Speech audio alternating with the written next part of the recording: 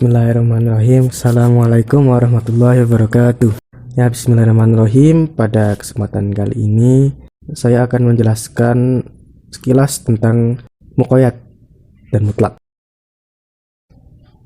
Mutlak dapat berarti sesuatu yang tidak ada batasannya atau tidak terikat, atau yang dinamakan ma khala min al-qaidi. Nah, jadi yang dinamakan dengan mutlak itu lafal yang mencakup pada jenisnya, tetapi tidak mencakup seluruh afrod di dalamnya. Nah, contohnya seperti rajulun, seorang laki-laki, rijalun, banyak laki-laki, kitabun, buku. Baik, kemudian contoh dari lafal mutlak. Saya ambil contoh dari Quran surat Al-Mujadilah ayat 3, yang artinya orang-orang yang menzihar istri mereka, kemudian mereka hendak menarik kembali apa yang mereka ucapkan, maka wajib atasnya memerdekakan seorang budak sebelum kedua suami istri itu bercampur. Nah, jadi di atas mengungkapkan kifarat zihar bagi seorang suami yang membandingkan istrinya, dengan ibunya, dengan membebaskan dari perbudakan. Baik, dari hal ini dapat kita pahami dengan ungkapan ayat, maka merdekakanlah seorang budak. Nah, jadi mengingat lafal rokobah atau yang dinamakan budak adalah lafal yang mutlak, maka perintah untuk membebaskan seorang budak secara kafarat zihar mengandung arti pembebasan seorang budak. Nah, yang mencakup semua jenis budak, baik yang beriman maupun yang tidak beriman. Jadi seperti itu salah satu contoh dari lafal mutlak. Kemudian muqayyad. Nah, muqayyad itu dapat berarti sesuatu yang terikat atau yang diikatkan kepada sesuatu. Nah, dengan kata lain, muqayyad adalah lafal-lafal yang menunjukkan suatu hakikat dengan ada batasan qaid tertentu. Contoh seperti ungkapan rajulun Iraqi, seorang laki-laki asal Irak, atau hamba sahaya yang beriman.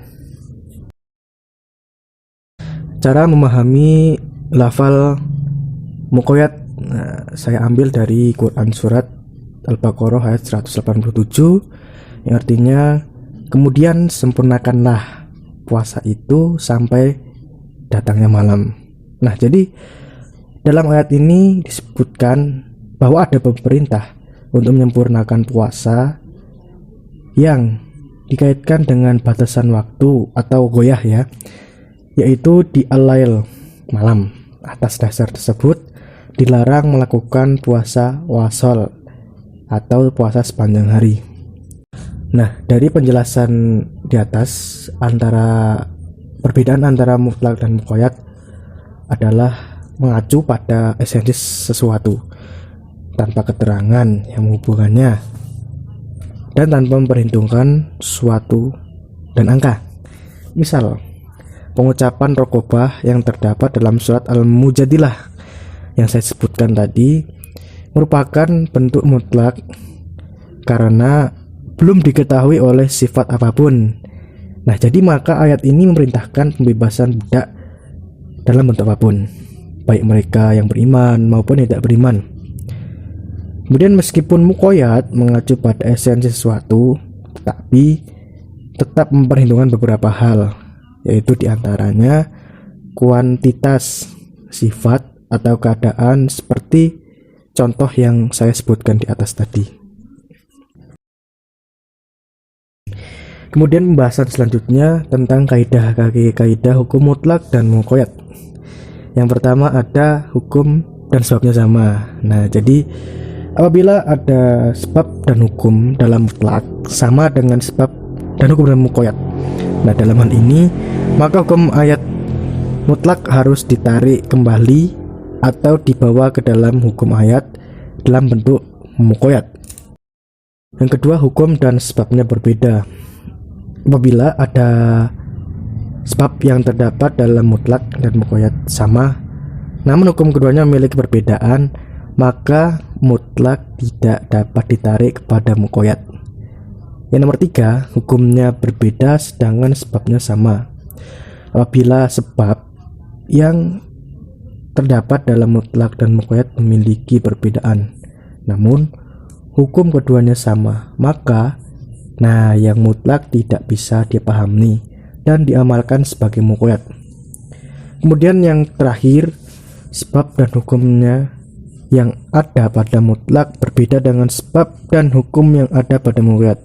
Jadi apabila sebab dan hukum itu yang terdapat dalam mutlak berbeda dengan sebab dan hukum yang terdapat pada muqayyad, maka yang mutlak tidak bisa dipahami dan diamalkan sebagai muqayyad. Kemudian pembahasan selanjutnya ada beberapa hal-hal yang diperselisihkan di dalam mutlak dan muqayyad. Ada beberapa pendapat dari para ulama. Baik, yang pertama dari alasan Hanafiyah.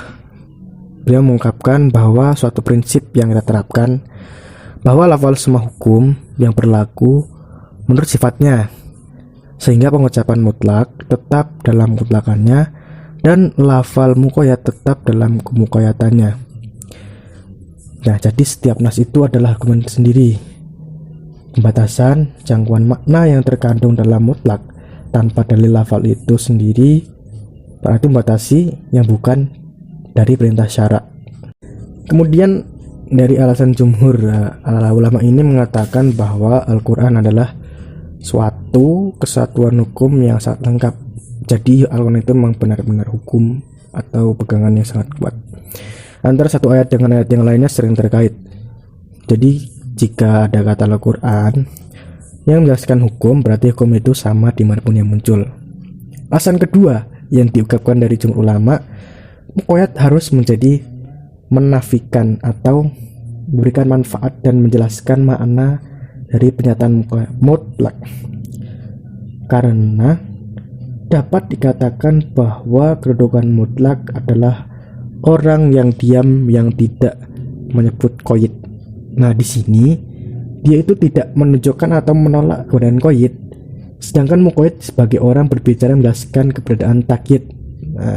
Di sini juga jelas ada kewajiban menggunakan qayyid ketika ada dan menolaknya ketika tidak ada.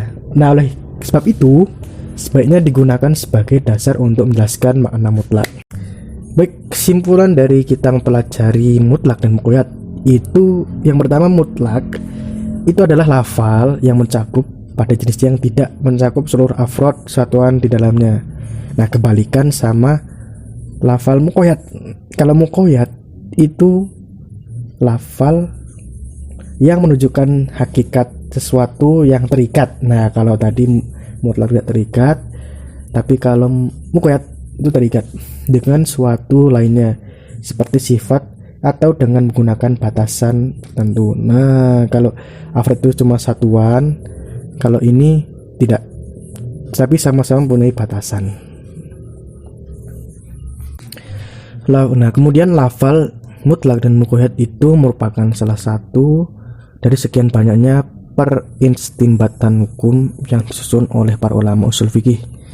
Oleh sebab itu, seorang mujtahid perlu mengetahui secara pasti mengenai lafal mutlak dan lafal muqayyad, sehingga dapat melakukan istimbat hukum dengan cara yang baik dan benar sesuai kaidah-kaidah yang tertulis. Sekian yang dapat saya sampaikan. Pastinya pada diri saya ada kekurangan dalam menyampaikan, dan juga karena keterbatasan ilmu atau rendahnya ilmu pengetahuan saya, sehingga apa yang saya sampaikan mungkin ada yang tidak jelas. Saya mohon maaf. Kita sama-sama masih belajar. Semoga Allah Subhanahu wa taala membukakan pintunya untuk kita, sehingga kita dimudahkan dalam mempelajari ilmu-ilmunya dan dapat mengamalkannya dalam kehidupan sehari-hari. Sekian dari saya. Wassalamualaikum warahmatullahi wabarakatuh.